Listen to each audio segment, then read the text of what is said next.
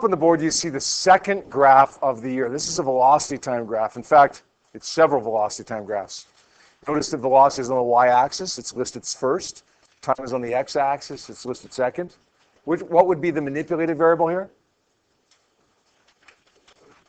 Time, right? Time is the manipulated variable. It's not that necessarily we're changing time, but it's the time changing that causes the velocity to change, that results in the velocity changing. You know that's the manipulated variable because it appears on the x-axis. That's always the way that it's going to be.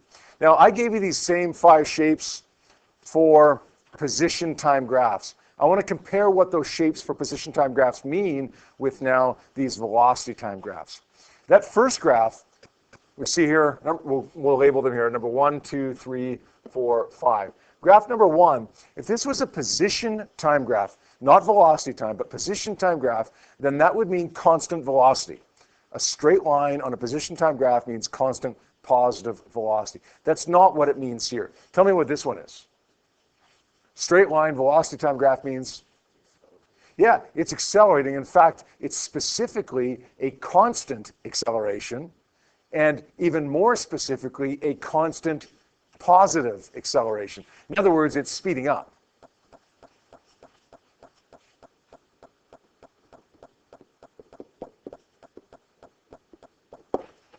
Now, you don't always have a constant acceleration. Sometimes it's a changing acceleration. A constant acceleration doesn't mean that it's going at the same speed the whole time. It just means that it's speeding up at the same rate the whole time. It would be putting your foot on the gas pedal and leaving it in the same spot as you accelerate from a stop sign. Okay, when you put your foot on the gas pedal and accelerate from the stop sign, you're speeding up, but the rate at which you speed up doesn't change. Does that make sense? All right, what about the second one here? Graph number 2. If this was a position time graph, then that would mean the object just stopped. The position's not changing. Dom, what does this one mean?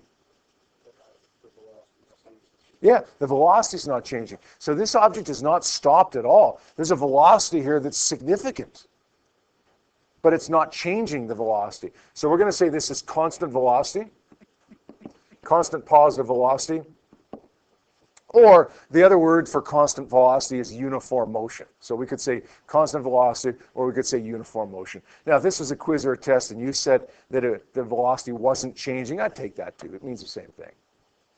What about the third one? Straight lines always mean constant something. This is constant what?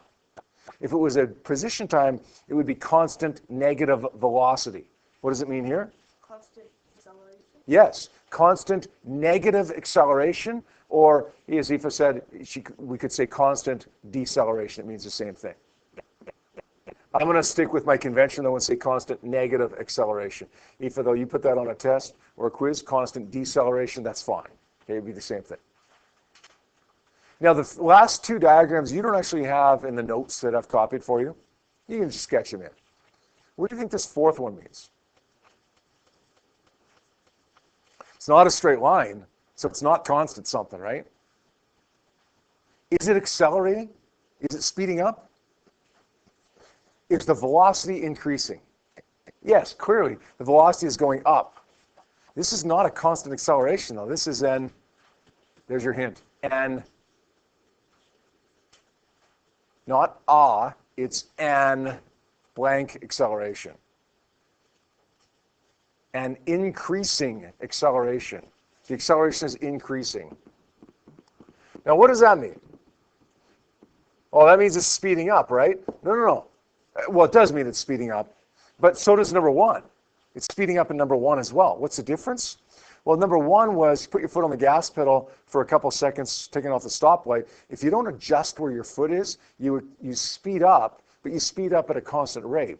If you put your foot on the gas pedal at a stoplight and gradually put your foot further and further down, not only are you speeding up, but the rate at which you speed up increases. Does that make sense? You speed up, but then you speed up quicker than you were before. That's what increasing acceleration is. That's what graph number 4 would represent. What about number 5? Last one here. Are we still speeding up in number 5, Braden? Yes. Look, the velocity is still increasing, right? This is still an acceleration. But how would we classify this one? Not a constant acceleration because it's not straight. Not an increasing acceleration, but rather this would be a decreasing acceleration. And what do we mean by that?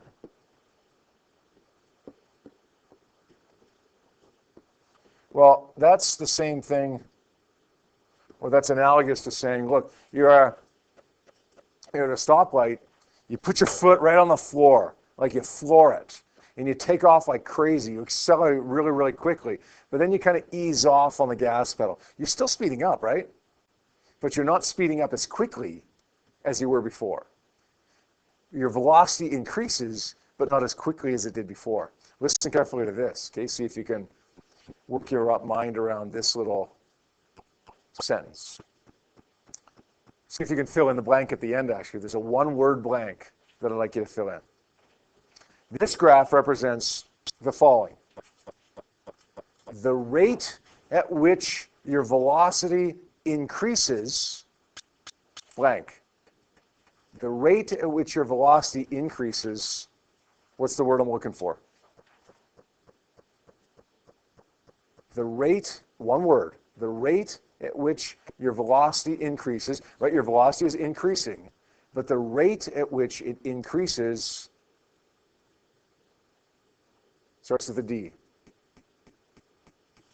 Karen?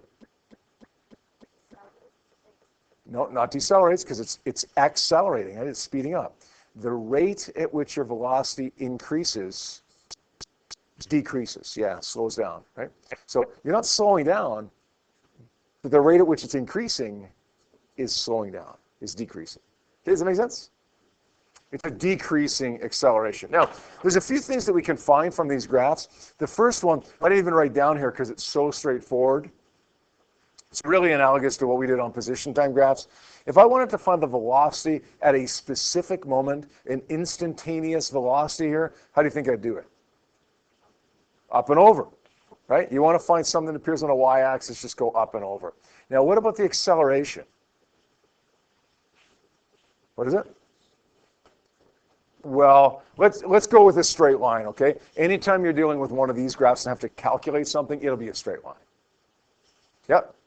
It's going to be the slope. Yeah, it's going to be the slope. Or the slope of the line ends up being the same thing as delta V over delta T, right? The change in velocity over the change in time. So you got that one. Good. What about the next one? There's a pretty good chance that nobody's going to know this one. How do you find the displacement on a velocity time graph? I'm just going to tell you this one because you're probably not going to know it. Andrew, you think you know it? Ooh, but what velocity do we use? Andrew says multiply the velocity by the time, but the velocity is changing, right? Sorry? Constant acceleration. Yeah. This one's constant velocity. You could say v times t for this one. Yeah. If you get a point and multiply the x and y's together?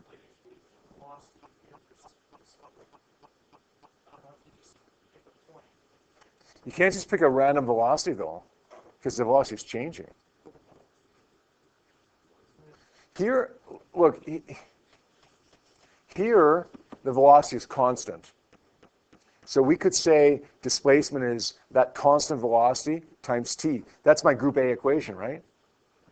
Here, that doesn't work because the velocity is changing. What this amounts to is finding the area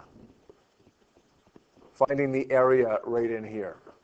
So does this, actually, except that d is equal to v times t would work for this one, but finding the area also works. Now, what about the average velocity? Constant velocity, average velocity, that's group A, isn't it? Average velocity. What's my group A equation? Displacement over time. So once you've found the area, you just divide it by the time to get the average velocity. I got one example I want to do with you, and then I'm done with you guys for today. And then you guys can come back tomorrow and we'll do more. All right, let's take a look at one example here. It's a velocity time graph Velocity is on our y-axis, time on our x-axis. You see it's kind of a odd shape here. I would, in fact, prefer not to think of it as one shape, but I prefer to think of it as three shapes. I got a triangle right here, I got a rectangle, and I got another triangle. We're going to call this phase 1, phase 2, and phase 3. Now, what's the question asked?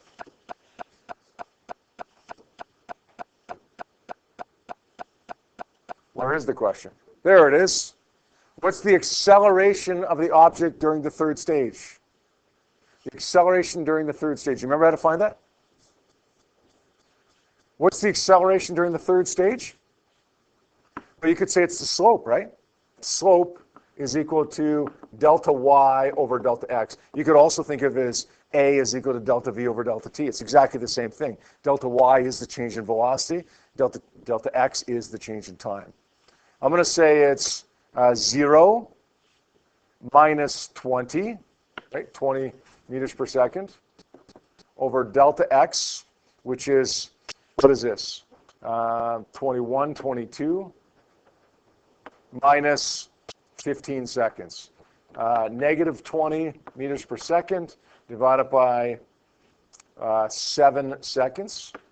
That's going to give me 2.9 meters per second squared. Actually, that's not quite right. It should be negative 2.9 meters per second squared. Negative 20 divided by 7. Of course it should, right?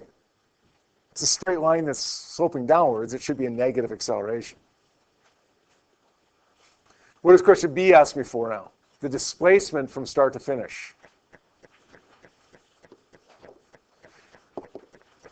I don't know an equation that'll find the area of this whole thing, so let's get the area of each of these shapes individually and then combine them. Area 1, well, that's a triangle, so it's 1/2 base times height. It's 1/2. The base goes from 0 to 7. The height goes to 20. This is going to be half of 7 times 20 is that 70? 70? Area 2 is base times height. The base goes from 7 to 15. The height is 20. That's going to be 160. And area 3 is a triangle again. It's 1/2 base times height. The base goes from 15 to 22. The base is 7 again. The height is 20. That gives me 140. Sorry, it gives me 70. Now, you want to find the total area. Let's add these up. 70 plus 160 plus 70 gives me 300 meters. There's the displacement, 300 meters. Now, the last thing, man, this is kind of a trick question. Oh, man, you better be reading the question carefully. I have all this stuff on the back wall, mostly for Physics 30, little reminders, but there's one thing that's good for Physics 20, RTQ, ATQ. What do you think that stands for? Read the question. Answer the question. Read the question. Answer the question. Question C says, what's the average velocity? Not for the whole thing, but during the first 2 stages. How tempting is it to say, oh, look, the velocity is displacement divided by time, which it is, but how tempting is it to say the displacement is 300 meters? It isn't. The displacement during the first 2 stages is 230 meters, right? 70 plus 160. Does that make sense? Read the question. Answer the question. The time for the first 2 stages is 15 seconds. So we're going to say 230 divided by 15. Gives me a value of 15.3 meters per second. Get it? 15.3 meters per second. Okay, here's your homework.